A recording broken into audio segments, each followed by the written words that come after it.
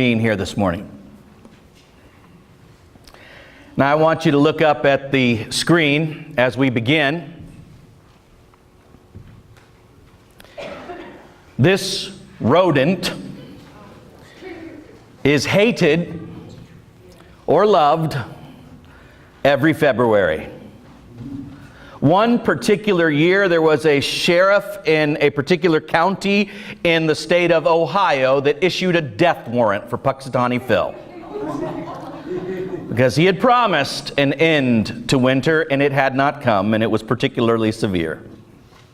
And here is the thing, when someone is going through a particularly brutal season and you tell them it's going to get better in the future, you need to be right.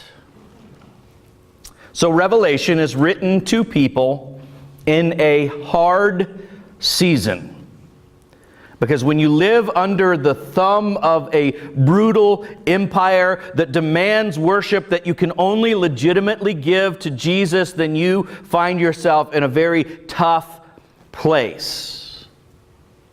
And we have seen, as we have worked through Revelation, that this pressure is coming from three different sources that Jesus has identified in his vision that he's given to John to give to the churches. And the most obvious source is Rome and the empire that is demanding allegiance. But we find out that behind that is another, the beast, who is actually working for the dragon, or Satan. And what John is going to do is he's going to deal with each of these three enemies one at a time. And we're going to look at chapters 17 and 18 today, and he's going to deal with Babylon.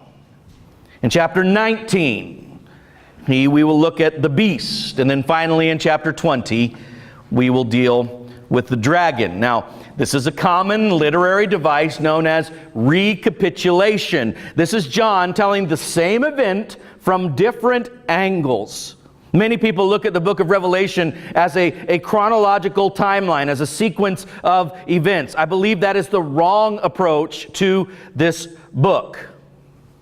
John has been telling us that God is going to judge evil. He will end all of it. He will start with Babylon when he begins.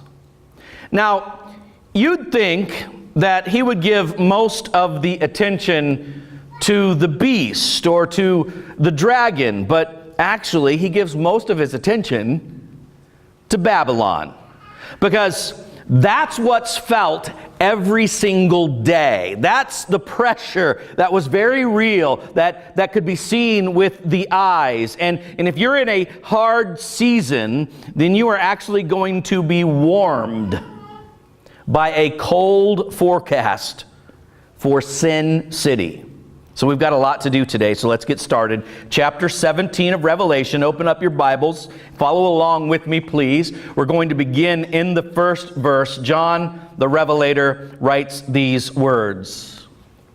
One of the seven angels who had the seven bowls came and said to me, "Come, I will show you the punishment of the great prostitute who sits on many waters. With her, the kings of the earth committed adultery, and the inhabitants of the earth were intoxicated with the wine of her adulteries." Then the angel carried me away in the spirit into a desert. There I saw a woman sitting on a scarlet beast that was covered with blasphemous names and had 7 heads and 10 horns. The woman was dressed in purple and scarlet and was glittering with gold, precious stones, and pearls. She held a golden cup in her hand filled with abominable things and the filth of her adulteries.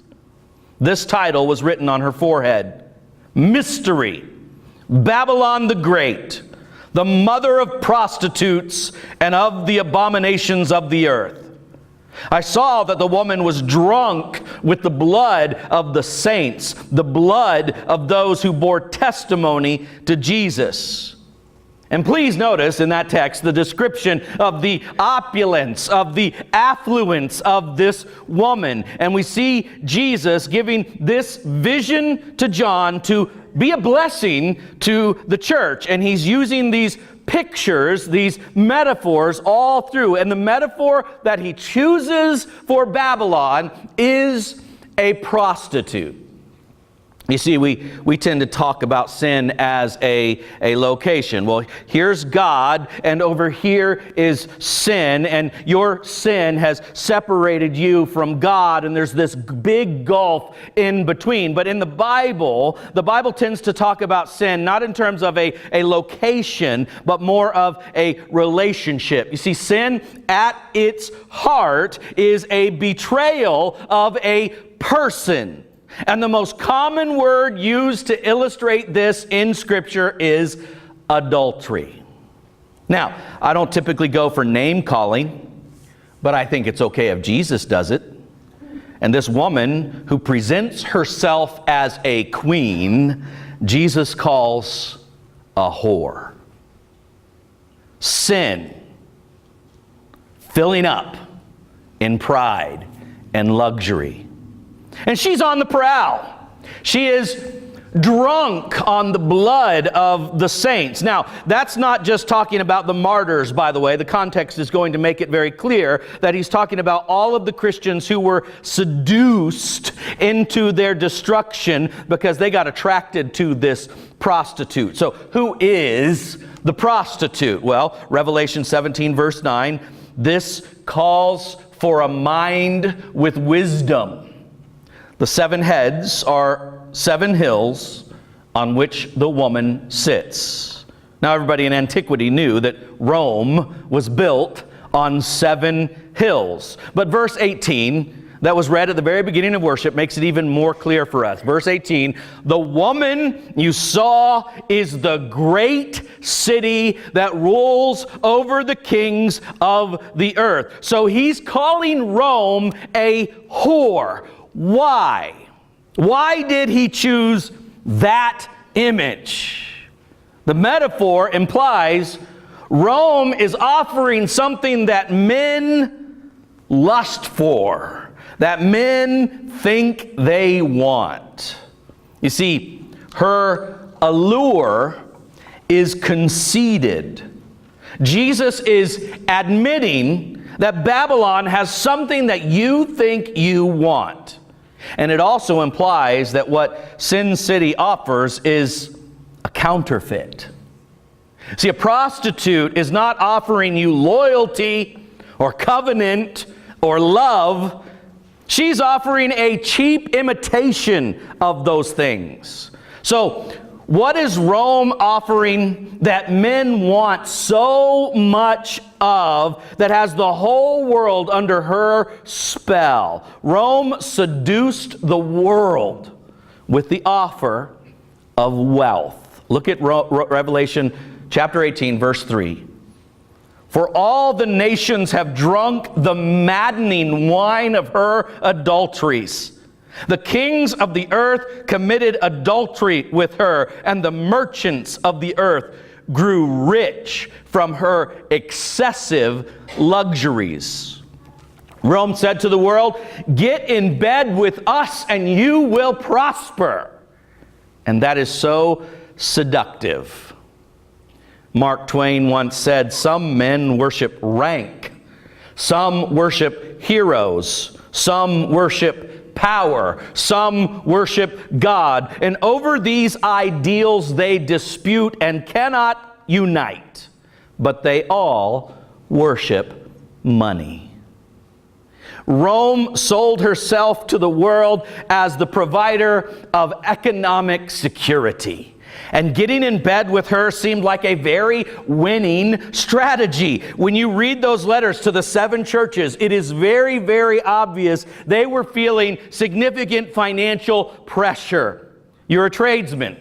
You have a family that you need to support. You need suppliers. You need a place that you can sell your goods. But that guild that you have to join to be able to sell in the marketplace worships the prostitute.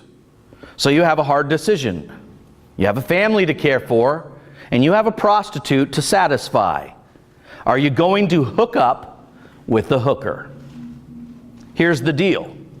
It's why Jesus chooses this metaphor. It is never wise to invest your future with a prostitute. You might get a temporary fake imitation of the real thing, but do not kid yourself. There is no future with a prostitute. Look at chapter 18, beginning in the first verse. John says, "After this, I saw another angel coming down from heaven. He had great authority, and the earth was illuminated by his splendor. With a mighty voice he shouted, 'Fallen!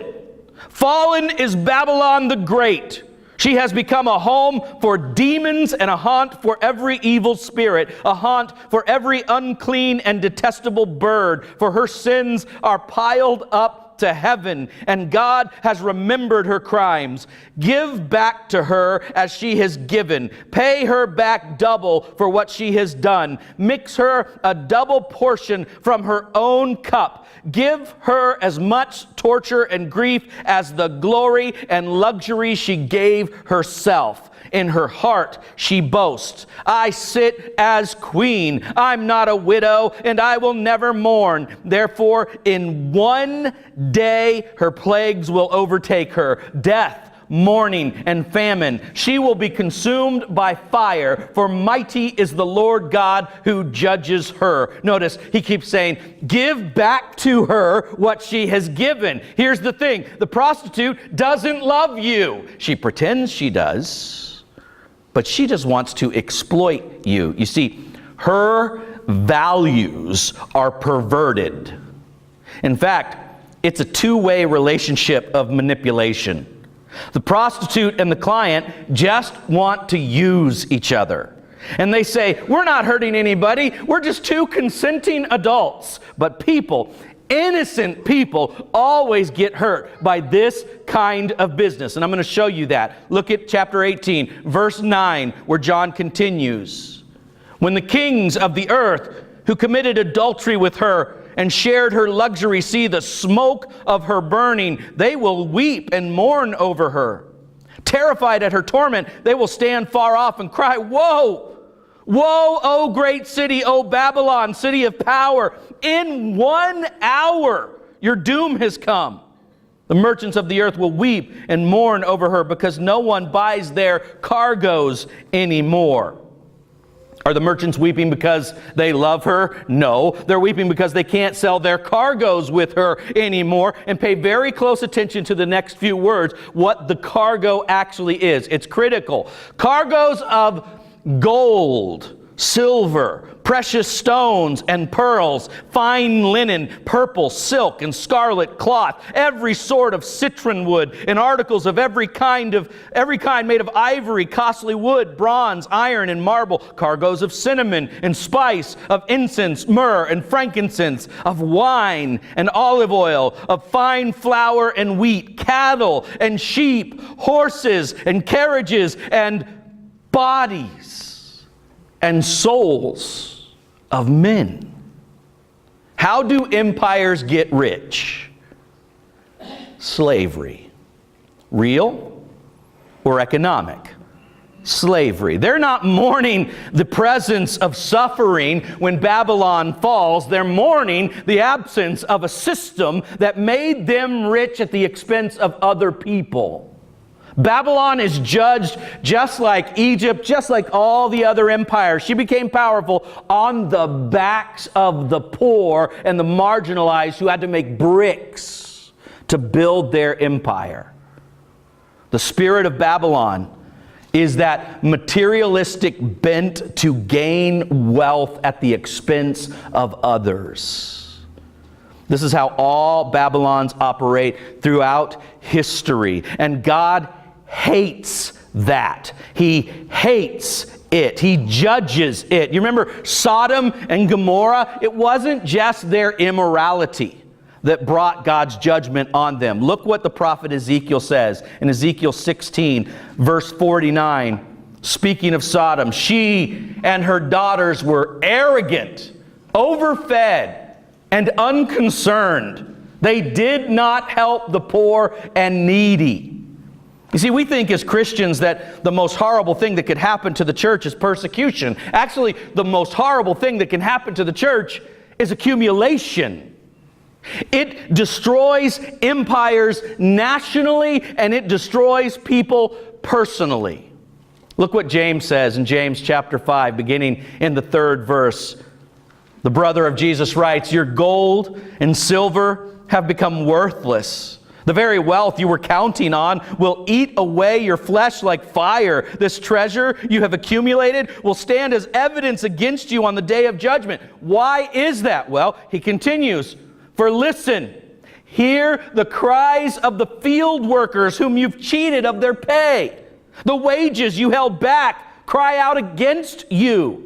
The cries of those who harvest your fields have reached the ears of the Lord of heaven's armies. You've spent your years in luxury, satisfying your every desire. You have fattened yourselves for the day of slaughter." You think people don't get hurt by prostitution? Innocent people all over the world are marginalized and impoverished by world systems that keep the rich and powerful rich and powerful. The desire for wealth controls the world, and most people are blind to how much it controls them. James asks the question in his letter, why are there quarrels and fights and wars? He said, it's because your desires are evil. You want and you can't have, so you fight. And that explains the world. The world operates on a scarcity mentality. There's only so much, and if I'm going to get mine, I'm going to have to take it from you. Instead of operating on the mentality that God is very generous, that God is very good, God will take care and provide for you and His creation, the world operates on the mentality of, I better get mine now. This is how we operate globally, and oftentimes it's how we operate personally. And every single year we see this played out on Black Friday as fights, tramplings, even deaths occur as the "I gotta get mine" plays out in stores across America. And so all over the New Testament, the one sin mentioned more than any other sin is greed. Twice in the New Testament, greed is called idolatry. But in 25 years of preaching, I've heard almost every single sin confessed. Some I didn't even know existed. Except I have never heard one person confess to me, I'm a greedy person. I've never met a greedy Christian. I've never met a church that thought they were Laodicea. This is because we have a hard time being honest. The revelation of Jesus Christ is not to just help us look into the heavenlies, but it is to help us look right into the core of our hearts. How attracted am I to having a fling with a system that cannot completely satisfy or ultimately endure any more than a relationship with a prostitute? Revelation 18, verse 14. John says, they will say, the fruit you long for is gone from you. All your riches and splendor have vanished, never to be recovered. The merchants who sold these things and gained their wealth from her will stand far off, terrified at her torment. They will weep and mourn and cry out, woe! Woe, O great city, dressed in fine linen, purple and scarlet, and glittering with gold, precious stones and pearls. In 1 hour, such great wealth has been brought to ruin. You see, her future is decided. And they can't believe it. Because the lie is, if you have a lot of wealth, if you have a lot of things, then you are powerful, you are invincible. Rome cannot fall. America can't be brought down. And that's a lie. Everything the prostitute offers is a lie. Look at verse 17. Every sea captain And all who travel by ship, the sailors, and all who earn their living from the sea will stand far off. When they see the smoke of her burning, they will exclaim, was there ever a city like this great city? They will throw dust on their heads and with weeping and mourning cry out, woe! Woe, O great city, where all who had ships on the sea became rich through her wealth. In 1 hour she has been brought to ruin. And you keep seeing that phrase, in 1 hour. That's Jesus' way of saying, you think Babylon is forever, but when I judge, it's going to be over like that. You see, her future is decided. God always brings Babylon down. And he often does it through the agency of the prostitute's own clients. Because the clients don't really love the prostitute. They just want to use her as much as she wants to use them. We have this interesting text in chapter 17. It's very complex, where he talks about the kings and the horns, and scholars can't figure this out chronologically. I would tell you, don't even try. There's no way to line up how many emperors Rome has had with all of the crowns that are mentioned. But the point is, Rome has her emperors, and she has all these people like Herod, who are her clients, and they go to bed together, and they act like they love each other, and then they always turn on each other. See, these relationships never end well. Look at chapter 17, verses 15 and through 17. Then the angel said to me, the waters you saw where the prostitute sits are peoples, multitudes, nations, and languages. The beast and the 10 horns you saw will hate the prostitute. They will bring her to ruin and leave her naked. They will eat her flesh and burn her with fire, for God has put it into their hearts to accomplish his purpose by agreeing to give the beast their power to rule until God's words are fulfilled. In other words, God says, here's how I'm going to work all of this out. I'm going to use the very peoples that the prostitute was going to bed with to bring the prostitute down, because evil always implodes on itself. Relationships that are built on manipulation eventually die from the very cancer they were spreading. In John's day, it was inconceivable that Rome will ever not exist. If you're a Christian trying to support your family and you're under the power of Rome, it looks like there's no way that Rome can't win. That's the great illusion. We've already seen that Satan knows he's doomed. He's been kicked out of heaven. He knows that his time is short. Satan knows that it will not last forever. But Babylon does not. Babylon never sees this coming. Every world empire of every age has a superpower that thought they are going to last forever, and none of them have. None of them will. There's only one kingdom that is eternal. And if your allegiance is in the right place, that can be a very thrilling forecast. Look at Revelation 18, verse 20. Rejoice over her, O heaven. Rejoice, saints and apostles and prophets. God has judged her for the way she treated you.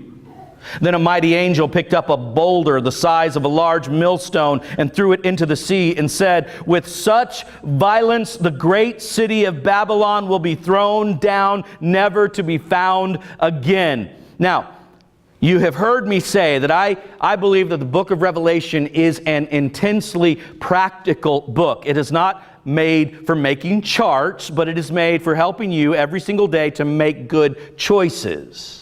Because in John's day and in our day, it is very, very easy to be seduced by the way of this world and not even know that it is happening to you. I grew up in Florida. I spent my share of time on the beach and in the water. Skipped a lot of school to be there. And when you are on the beach, when you're in the water, you have to be mindful of this thing called the undertow. You can be out having a very fun time, and all of a sudden you look up and you are very far off from where you are supposed to be. And you think, how did I get here? And it can be very challenging to try to get back to where you're supposed to be. It can be dangerous even. You say, well, how did I get here? It's because you were distracted and you were not aware of the forces that were working against you, pulling you away from where you're supposed to be.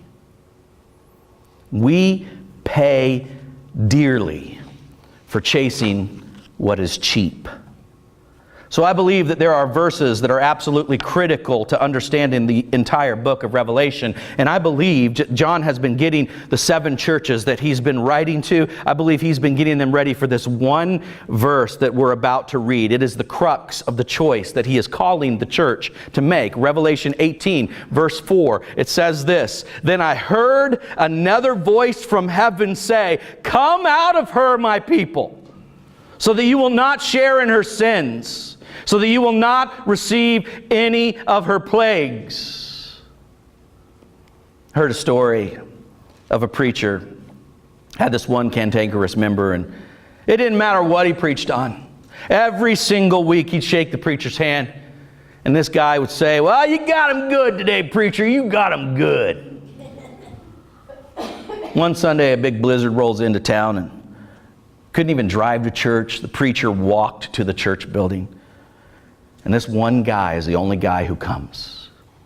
So the preacher aims both barrels, and he just preaches hell and fire and damnation. And when he's through, this guy gets up and shakes his hand and says, "Preacher, if they'd been here today, you'd have got them good." And that is how most churches in a superpower listen to a sermon about the danger of wealth and materialism. It's got to be for somebody else. I'm saying that if you don't need this warning, then you need a revelation. So I'm going to give you 2 important things to do. First is this: choose a city. Revelation is a tale of 2 cities. It's the tale of Babylon and New Jerusalem. And you can't be neutral, and you can't be a citizen of Babylusarum.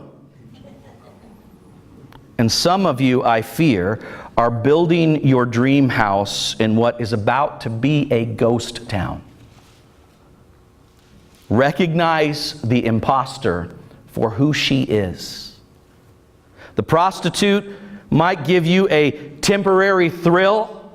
She might deceive you into thinking that this is what you're looking for, but that is a lie. And there is no future with her. One of my favorite films is the movie The Avengers. And it's about this team of superheroes who assemble together to fight a godlike being named Loki, who is wreaking havoc on planet Earth. And in one great scene, this demigod Loki runs into the Incredible Hulk. I want you to watch this clip on the screen.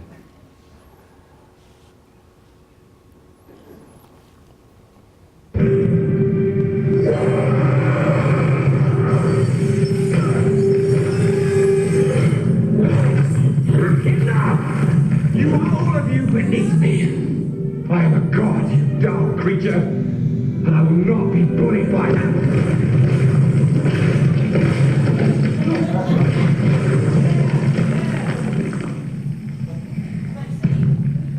Puny god.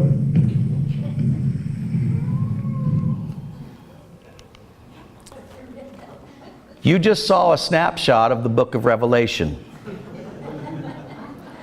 That is what's going to happen to every puny god. Leaving Sin City is choosing the eternal over the external.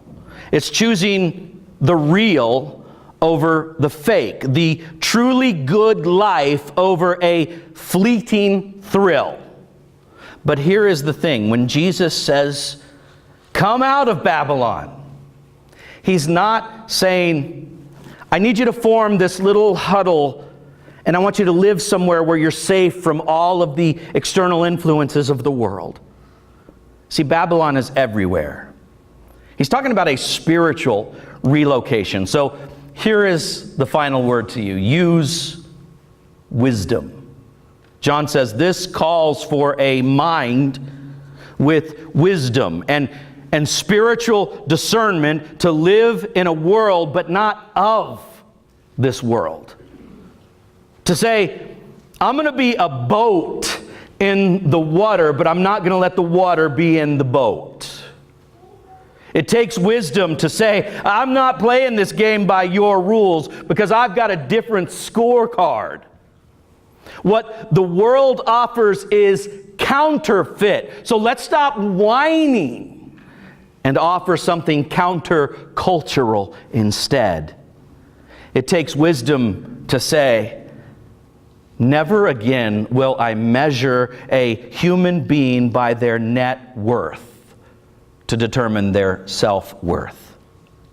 It takes wisdom to say, if God has given me so much, it's so that I can bless other people, not so that I can hoard it.